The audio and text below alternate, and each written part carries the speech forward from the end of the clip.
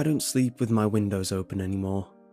No matter how hot it gets outside, it stays closed. It's been this way for a long time, since I was very young. It's not a real hit with the ladies during summertime. People usually recommend air conditioners, and I usually go with the Prospect when I have company.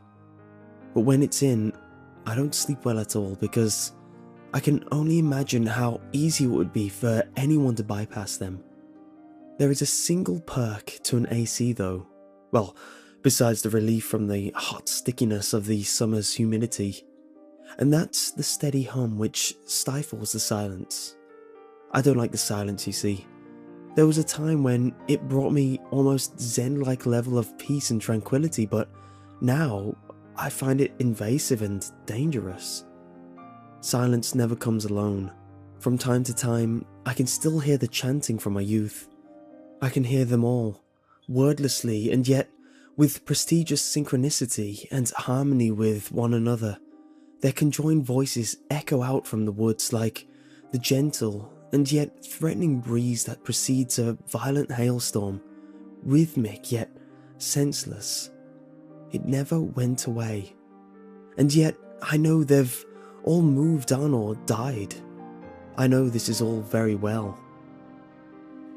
When I was about 9 years old, me and my dad lived in this old rented 2-family apartment house in a town called Bridgewater in the state of Massachusetts. We lived on the bottom floor. The second floor wasn't used. It was recently vacated by its prior residents. It was a very quiet neighborhood, very suburban and with plenty of woods. Behind our house, there was a backyard that proceeded into a large forest that spanned for miles, and I used to play in them. My dad and my mother were recently divorced, so there were just the 3 of us living here. Me, him, and the dog, Cash, who was named after the late country singer Johnny Cash. He was an old Scottish terrier, you know the type, ankle biters with the really ugly bearded faces. They got him as a pup when I was still in diapers and he was my lifelong friend. He may have been something of an idiot, but at the time he was all I had. I cried and cried when Mom tried to take him. In the end, he was left in my father's care for my sake. Me and Cash would spend a lot of time playing in the woods. When you're young, your imagination is a very powerful thing, and the woods had an almost magic quality in terms of supplementation for my imagination. I would play army, build forts, climb trees. One time, me and Cash travelled so far in, I actually got lost. We were losing daylight and it was October and the light was fading at a much faster rate. I began to panic, afraid I'd be trapped out here in the pitch black. As we walked around, frantic for landmarks, anything familiar, that's when I saw it. The clearing with a large rock in the centre. It wasn't exactly uncommon to see graffiti and vandalism in the woods. A public forest is known quite well for trees and messages carved into them, names, swastikas, Brad and Jen forever in nice, cute hearts, stuff like that. Not to mention the pseudo gang names spray painted on rocks. That was the impression I got off this place. A hangout for older kids. But something wasn't right. Me being only 9, my mind wasn't exactly capable of comprehending the connotations of symbols and other things. And yet, there was something really off about these images. I've never seen anything like them before. The surrounding trees had crudely shaped the images of what appeared to be a Goatman hybrid, like a stick figure, with unnecessarily detailed goat head imposed over where you'd expect to see a very basic stick figure face. These images were drawn over and over and over again, all over the trees that surrounded the clearing, almost obsessively so, and not just at the basic human height level, but all up the trees, as if whoever carved them had to use a ladder. The rock itself had red markings all over it, letters that I have never seen before. Underneath, though, was written in black spray paint a message I actually could read. It said, "Behold the wisdom of the horned." And below that, there were 5 painted lines. They were all the same height except for 2 outer lines that were twice the height and spiraled outwards at the top. What really scared me about this place, though, were the dolls. They were hanging from the branches around the clearing. They appeared to have been woven out of sticks, and poorly so. Taking a closer look, I realized what was so scary about them. While the stick dolls were clearly constructed with the grace of a terrible arts and crafts student, the heads of them were dry and clean skulls of animals. I didn't know what of, but they were bleached white, dry and clean, and their hollow sockets. I can't explain it effectively without sounding insane, but there was something sentient about them, watchful and pleading. I could feel their eyes on me, though they had none to watch with. I felt fear. Not my own fear, mind you, but something, an aura of emotion that made absolutely no sense. Have you ever been at an underage drinking party that got crashed by the police? It's that kind of fear, the fear that comes synonymously with trouble. I can't explain why I did it, but I reached up and touched one. Maybe it was a child's general inquisitive nature that compelled me. Maybe it was fascination, or an intense desire to quell my fear and convince myself that they were just dolls and not the watchful spirits I would eventually come to believe they were. When I touched it, the skull fell off. The doll unwound itself. Only a piece of it remained attached to the rawhide rope that it was suspended from. The skull cracked when it hit the ground. And when it happened, there was a certainty that quelled me inside. As naive as a 9-year-old could be, there was also a certainty that remains with me to this day. I don't belong here. Cash immediately started barking when the doll fell, and it startled me so effectively that I let out a scream. I looked up. The sky was glowing red with the darkness not too far behind it. The sun was going down, and I had to get out of here. Cash was staring at me, black eyes wide open and tail wagging violently. He was barking at me insistently. He began to growl at something, maybe air, maybe ghosts. When I approached him, he turned and ran. Cash was my only companion in this unnatural place, and I would have been damned if I was going to let him betray me to solitude here, so I gave chase. I ran for my life. The last thing I saw before I chased Cash was something that really messed with me. All the other dolls that were hanging when I first arrived, they were dangling, some even spinning lazily in the breeze. And yet, as I ran after Cash, I saw every single doll on the site were completely stationary, staring and facing me directly.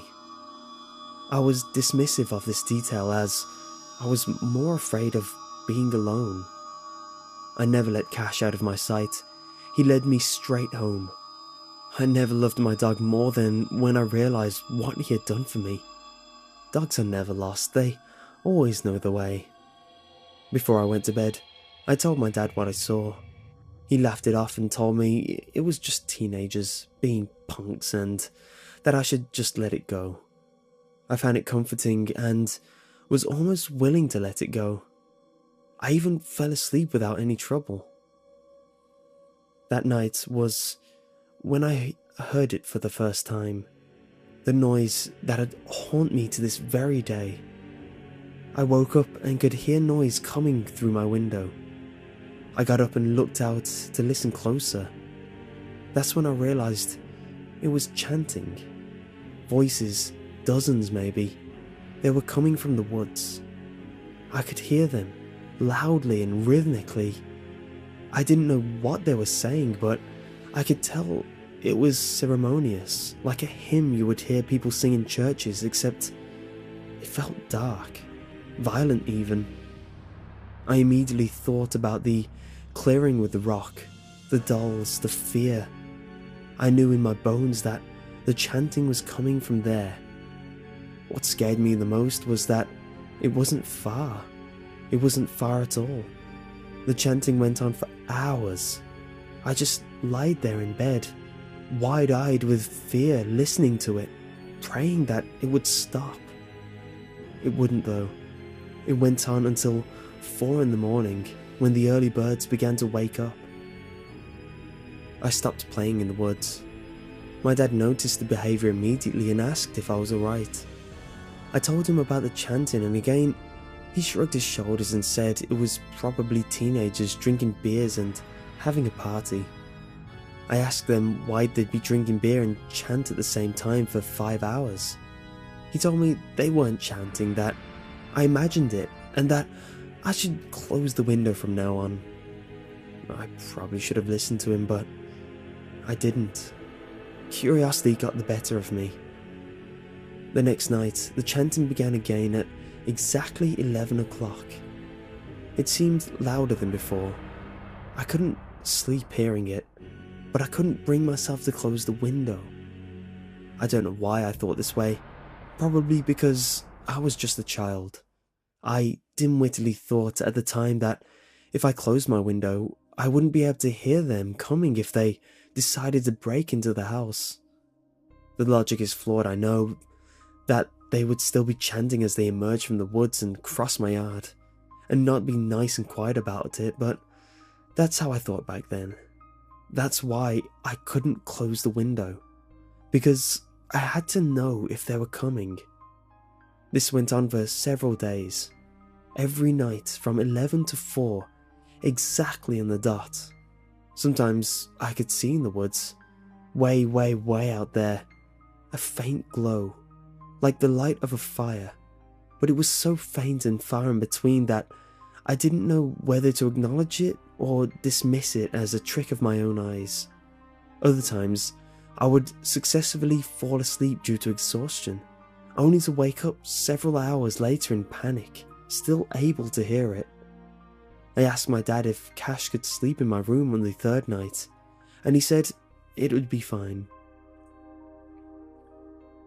It felt better knowing that I had the dog to keep me company while I would hear the noise, and better yet, if I could hear them coming, he would too, and then be a dog about it and start barking out the window at them. I anticipated a good night's sleep and even felt silly for not thinking about this solution earlier. I fell asleep at 8 with Cash sleeping at the foot of my bed. I woke up at 11:15 to Cash barking. He was on his 2 hind legs, tail wagging spastically, and he was barking out the window, ears pointing up. Barking, growling, howling out the window. I immediately got out of bed and looked out the window towards the woods. Nothing. Nothing at all. Cash was very agitated, growling and looking at me, then back out the window and barking. The chanting was still going on, same as the last couple of days. I remember feeling uncomfortable that Cash was barking at the noise, that he was in danger of getting their attention. I tried to calm him down. That's when my dad came in. He stumbled in, groggily, and picked up the dog and turned to walk out the door with him, mumbling about shutting the hell up. I called his name, but he was so asleep he was practically dead on his feet. I screamed at him, "Dad, the woods!" That got his attention. He turned around and walked up to me, looked out the window and back at me. "This again," he mumbled. "Look, boy, it's just your imagination." "No, listen, that's what Cash was going crazy about. There was people singing in the woods, just listen." He looked carefully out the window. Cash was growling in his arms and his head turned out the window. I listened too, but There was nothing. No sound. Total silence. I couldn't believe it. Could this have been a coincidence? My dad told me to go to sleep and left the room, mumbling insults at Cash. The silence chilled me far more than the chanting ever did. At least when they were singing their malicious hymns, there was at least a sense of distance between them and me, but right now, I know they're out there, but I don't know where. I had no bearings whatsoever. What was even worse was, what wrought unprecedented horror upon me was that there was no nighttime ambience in those woods. No crickets. Evenings brought them out in droves this time of year, and even when they were chanting I could hear them. But now, it was quieter than a bone-chilling winter night. Pure silence. How long did I stare out the window at those woods across my yard? I have no idea. But when I woke up the next day, I was still sitting in the chair I planted right by it. That morning, over breakfast, I insisted that there really was chanting out there, but my dad wasn't hearing any of it. He put his foot down and told me that he won't hear any more of this, that I needed to grow up and take responsibility and stop being so afraid all the time. You know, typical tough guy dad stuff. I didn't even bother to bring up the lack of crickets, knowing full well that he'd have a made-up explanation for that as well. So I kept quiet and ate my breakfast. Later that day, I was waiting for my mom to pick me up at the end of my dad's driveway to bring me to Grandma's house where she was currently living. It was Friday and my mom had me on weekends. As I was waiting, a large black pickup truck passed by my house very slowly. It came to a stop right in front of me. There were two men in the truck, older, about my dad's age. At first I thought they were friends of his, but this thought didn't last. The driver rolled down his window and looked at me. He was bald and was wearing abnormally slim sunglasses. He was smoking a thin cigar or cigarello. I remember the strong smell of it. He looked at me as if he was sizing me up, investigating for a moment until finally he smiled at me and reached over and hit his friend on his shoulder and pointed me out to him. He was bald and wearing the same sunglasses. They said something to each other and then the driver looked back at me with a terrible smile and drove away, waving slowly at me as he did so. They passed me by 3 more times before my mom finally picked me up. I didn't give those two any thought and just took comfort in the thought that I'd be sleeping somewhere else for the next couple of nights. The next weekend went by without a hitch, and sleeping over Grandma's house was such a relief. When I told her and Mom about the voices in the woods, they just looked at each other and told me to tell my dad about it. Frustrated, I argued that I did, but it was pointless. She too used the "it's just your imagination" crap, same as Dad. Not once during the whole experience did the memory leave my mind of the two men in the pickup truck or the distant chanting. Soon enough, I would have to return. Sunday night I came along and I was dropped back off at my dad's house, where I would spend the whole day dreading the inevitable nightfall, dreading the answer of whether or not I would hear the chanting in the woods, hear the strange people sing their dark songs in unison. I begged my dad to let me keep Cash in the room with me tonight, but he said no, leaving me to face what happened next alone. So, come bedtime, I was sitting in my chair by the window, staring into the darkness until the hour came. I stayed up until 11, expecting to hear it, but what I got was silence. No singing, no crickets either, Just pure silence. I couldn't tell if I was relieved or terrified. Maybe they all moved on. Maybe they went somewhere else to play their creepy games. It took some self-convincing, but I managed to calm myself to such a state of mind where I could actually go to sleep, knowing that I was safe. Reluctantly, I crawled into my bed and closed my eyes. I woke up to the most bone-chillingly messed up thing I had ever seen. It was surreal. The image of it. Every time I sleep. My brain immediately surged itself into full function, beyond consciousness and straight into full fight or flight mode as a cold, rough hand forced its way over my mouth and shoved my face into my own mattress. I felt a body, much larger than mine, bear down on me. I felt the jagged kneecap ram itself directly into my stomach as I was then pulled out of my bed and wrestled into a standing position, the cold hand still holding my mouth shut, another hand wedging my left hand directly behind my back and pulling upwards until the pain became so unbearable I thought my arm was going to come off. "Shh," a voice whispered into my ear. His breath was ice cold. "Yes," said another voice across the room. My eyes were well adjusted to the darkness as it was, and I could see, through the moonlit shining into my now open window, a man wearing a horrible mask. At first I thought he had the head of a goat, but I knew better. The goat stared with lifeless marbles where its eyes should have been. Its head was a mask made out of the severed head of a goat or a ram, not properly stuffed, and half rotted. Its horns curled into spirals jutting out of its head, and random patches of fur were missing, simply to show raw blistering skin. I tried to scream, but the hand over my mouth tightened its grip. My arm behind my back pulled to near breaking point. "Scream and we'll kill you," the voice whispered into my ear. My eyes wouldn't break away from that horrible person wearing the severed goat's head as a mask.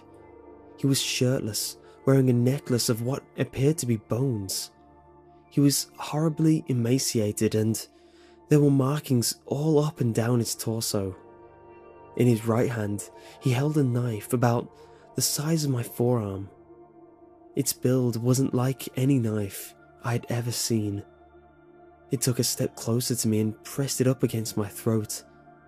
The steel was bitterly cold, and the tip of the blade was sharper than anything I had ever felt. It wouldn't take less than 4 ounces of pressure to open my throat, and they knew that I knew it. I couldn't cry, I couldn't even breathe. In its other hand, it held a basic candle. "Tomorrow," the thing said, his voice muffled by the lifeless, dead goat. "You'll exit your house at midnight. You will light this candle, place it on the ground in the center of your yard, and you will sit behind it, legs crossed, right foot over your left knee, and vice versa.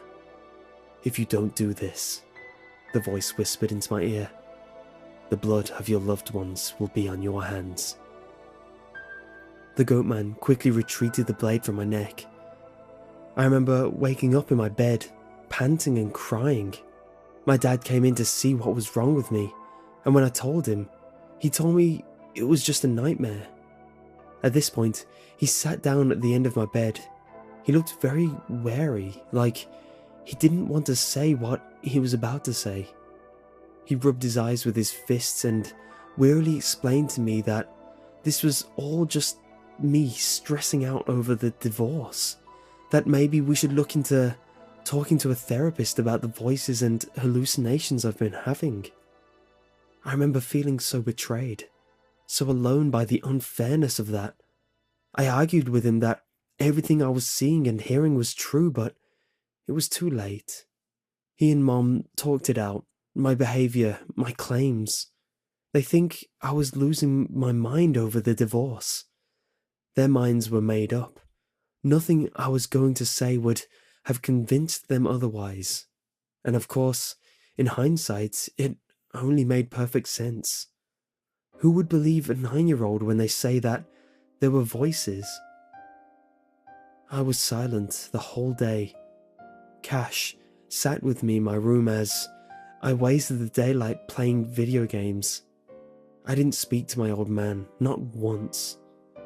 I could see the weary looks on his face when he'd walked by my room, but he didn't want to press the issue. He looked just as defeated as I did. He spent most of his time on the phone.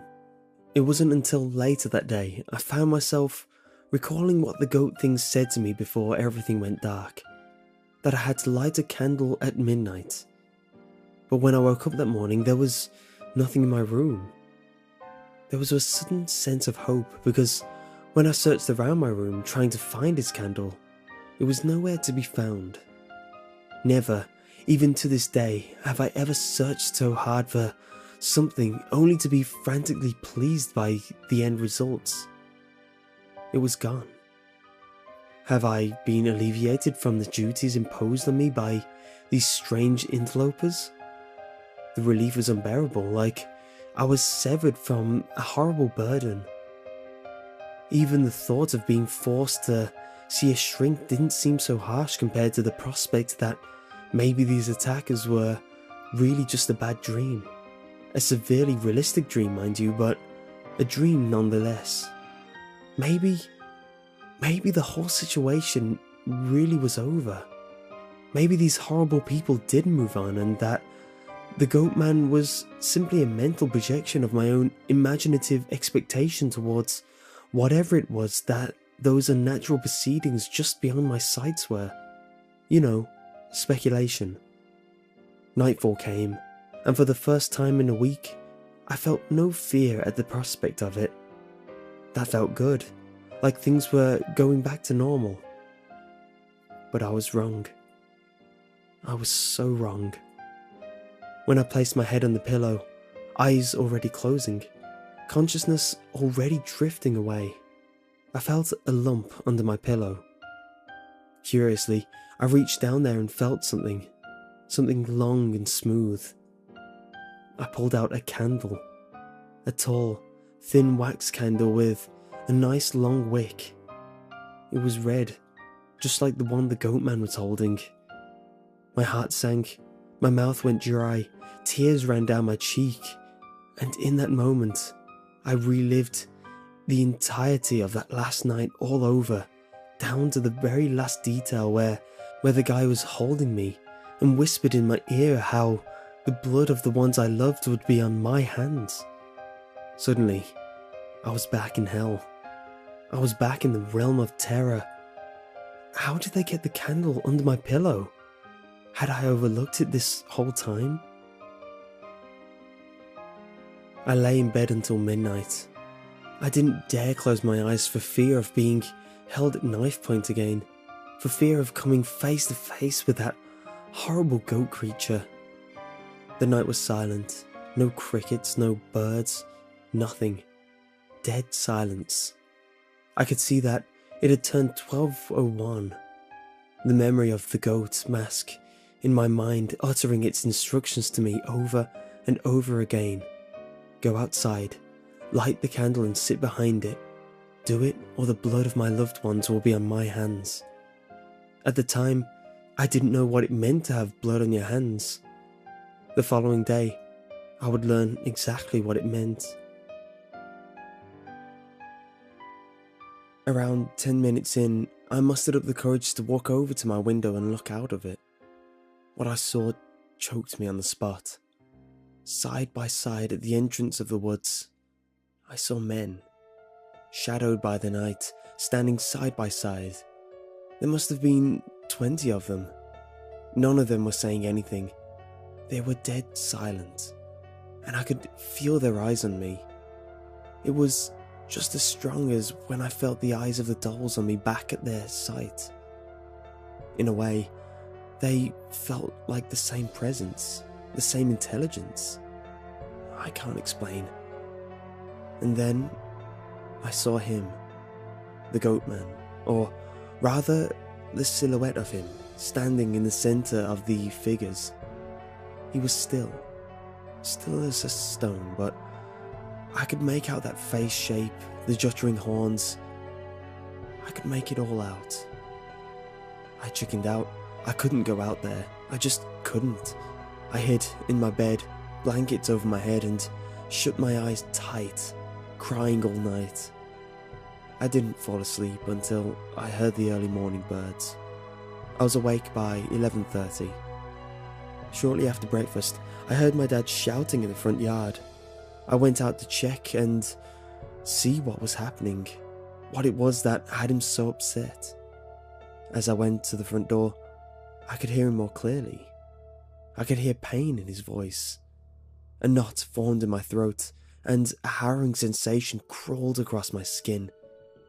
I was not ready to learn about the events that transpired, and that was truly the scariest part. The moment before actualization. These people have mentioned blood on my hands, and I didn't know what that meant, but I had a very vague idea that it meant my family getting hurt. I thought they got my dad. When I got to him, I saw that he was on his knees crying. Cash was killed. He was hit by a car. He lay there, goofy pointed ears, his absurdly silly dog beard, black, staring eyes, and hanging tongue stationary, forever. I saw that his center torso had been collapsed, and I could see openings in his rear side, just ribs jutting out, his entrails. "Son!" my dad cried out as he turned to hug me. "It's okay." He quickly led me back inside the house, away from Cash's lifeless body, away from my best friend, dead and mutilated on the side of the road. The last thing I remember seeing as I was brought into the house was a large pickup truck driving by slowly. I saw the same two bald men, as old as Dad, staring at me through oddly slim sunglasses. I saw blood on their front right tire, and I saw the driver point directly at me. Cash's death was my fault. As I said it out loud, my dad held me tight and said with stone cold certainty that it wasn't my fault, that sometimes these things happen. He told me exactly what you would expect a father to tell his kid when their pet is killed in a random and seemingly pointless accident. But I knew better. The people in the woods killed Cash, and it was all because I didn't do what they wanted. It was because I was a coward. His blood was on my hands, just as they said it would be. When I went to my room to cry, I saw outside my window a man in the center of the backyard, a man with no shirt on. He was wearing a mask made out of a severed goat's head, hollowed out on the inside. In the daylight, it was far more disturbing to see because I could almost smell the lack of sanitation it had to have exerted.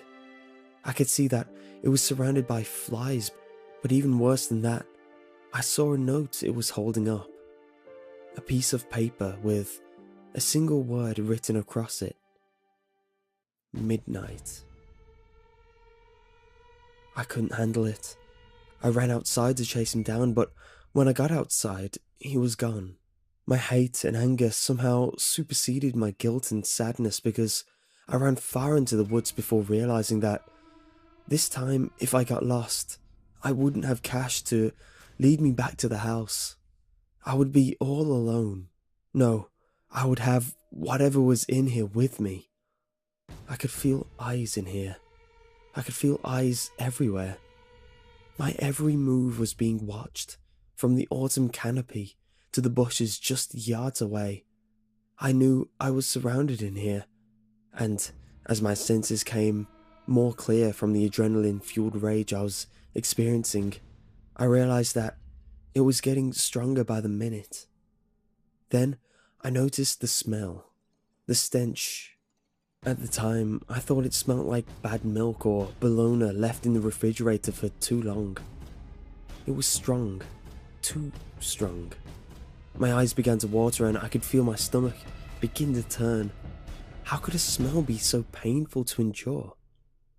Then it occurred to me. They killed my best friend. There was only one more life they could take. My dad's.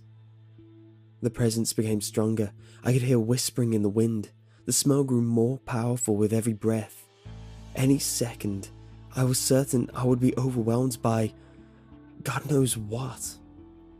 I realized that if I didn't do exactly what they demanded of me, I would be taken here and now. What could I have done? I shook my head and began to cry. Okay, I'll do it. The relief was instantaneous. The woods became brighter, the smell gone, the feeling of being watched replaced by what could only be described as serene. The forest went from a den of unspeakable terror to a place of, well, it was just woods again, just as it was before. I came back home and helped my dad dig Cash's grave. We said our goodbyes and buried him. He made a cute dog bone shaped tombstone out of leftover wood from his old workshop, and that was that. My mum came over that day and we all went out for dinner. The food was the best I ever had. We gave Cash a little toast and that was that. In the back of my mind, midnight. I spent another silent night staring at my clock, watching the numbers transform into the next every 60 seconds. The wait was agonizing. Each passing minute was like a minute removed from my life. That night, I was certain that I was going to die, and I was trapped. I would have killed my parents if I tried anything. Killing Cash made that entirely too clear to me. 11:55, 11:56, 11:57, 11:58, 11:59. I looked out the window. There they all were, side by side, shadows of people, and the Goatman in the center. All their eyes were on me. I looked at the clock. Midnight. I looked back out the window. They were all gone. They knew I was going to come out tonight. They killed my dog and then threatened to kill me on the spot after I followed them into the woods. They knew I was broken, my spirits shattered, and that I was more afraid of what would happen if I didn't come out over what had happened if I did. I grabbed the candle and walked out into my backyard. The darkness was thick, thicker than usual, and the smell. Sour milk, spoiled lunch meat, blood, rot, decay, puke, bile, death. My skin began to crawl and a shiver took me over. Breathing became more difficult. I could scarcely make out the forest before me. It wasn't just an entrance or a boundary. It was a living, breathing thing, and it was anticipating my every movement. As I took a step into my yard, a jolt of terror shot through me as I passed through the motion sensors and activated the backyard light. There was a relief in the light, safety at least, for a little while anyways. I used my father's lighter to spark up the candle. I planted it into the cold, dewy grass and sat down, nice and slowly, ready to cross my legs. I never sat in the full position that I was instructed to because, as I was in the process of sitting down, I saw it. 2 green eyes. Have you ever shined your light directly on an animal's face, way off in the distance in the dead of night? At a distance where it was too far away to make out what it looks like, but not too far away for their eyes to not catch and reflect the light. This is exactly what I saw, except it seemed to be high above the ground, higher than a coyote's height, and higher even than a human's height. It appeared to be pacing back and forth in the woods. I could hear the leaves shuffling with each step it was taking. constantly coming in and out of existence due to the unseen trees eclipsing those glowing shards of light, those glaring eyes. They must have been reflecting off the backyard light. I could hear it breathing. It sounded painful to me.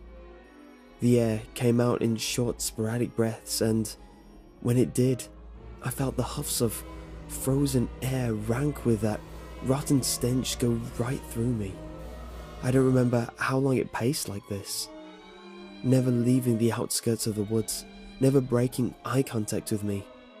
Every now and then, it would stop and lower closer to the ground until its eyes were level with mine. It would remain in that position like a cat low to the ground, preparing to pounce at its prey. It would only stay in that position for 10 seconds at a time before it would rise back up and pace more. After it did this several times, I realized something was stopping it. The light. I was dumbstruck, frozen in place. My throat was so tight. The air was barely getting in me and barely getting out of me. There was a powerful sense etched within my soul that any sudden movement would have sent this unspeakable thing into a frenzy at me, light or not. I didn't know if it was going to outright kill me here, right in the backyard, or if it was going to drag me into the woods and eat me alive there. I didn't know what the relationship was between this and the psychopaths that ordered me out here. What I did know was that with each moment, it wasn't getting me, it was getting madder. I couldn't let it get me. I couldn't let it take me away. Theoretically, I was safe from the light, except the thing was that this motion sensor light ran on a timer. I knew that timer would run out soon, and when it did, the light would go and nothing would stop it from getting me. With all my courage, all my willpower, I forced myself to stand up, letting out a hoarse breath. The eyes immediately stopped moving when they saw me stand. I couldn't tell you for certain, but I was almost positive they narrowed. The prospect of me escaping infuriated it to such a level that it began to stalk towards me. I could tell it was moving forward, threateningly, showing a willingness to brave the light. I took a step back and when I did, it took a swift step forward. I could almost see its shape, tall, thin, bony, too dark to distinguish any specific features, except, well, it had horns. Large, curled, spiral-like horns, or at least it looked like it did. I don't remember running back to the house. I don't remember making it inside. I don't remember anything after the point where the light shut off. It was sudden, as if death caught me. The timer was up, the light was shut and enveloped me in darkness. And I recall hearing it scream. It sounded like a child denied its toy. Or was that me? When the light died, I just ran. It was hours later when I came to my senses. My dad was holding me. My mum was there too. I was crying. Later they would tell me that I was screaming, "Don't let it get me," over and over again. Don't let it get me. I don't remember myself. I never saw that creature again. I never saw the man with the goat mask again. The two old men in the pickup truck. I never saw them again either. That day forward, I always slept with the windows shut. The next day, my dad and my mom took me outside to explain that nothing had happened. We saw displaced grass mixed around with mud. We even saw gore marks on the trees. I thought this would be evidence enough to plead my case, but it didn't. My dad immediately laughed at me, telling me he figured the whole thing out. I had an encounter with a deer. Those markings in the tree were from the antlers, and it charged at me because it felt threatened. This was such a convenient explanation that I wished to God that it was true, but I knew otherwise. Several weeks later, I heard that there was a missing person search that took place in those woods, but I myself haven't seen nor heard anything at the time. My dad and my therapist insisted that this knowledge would only enable my tendencies as a schizophrenic, so they stopped me from looking into it.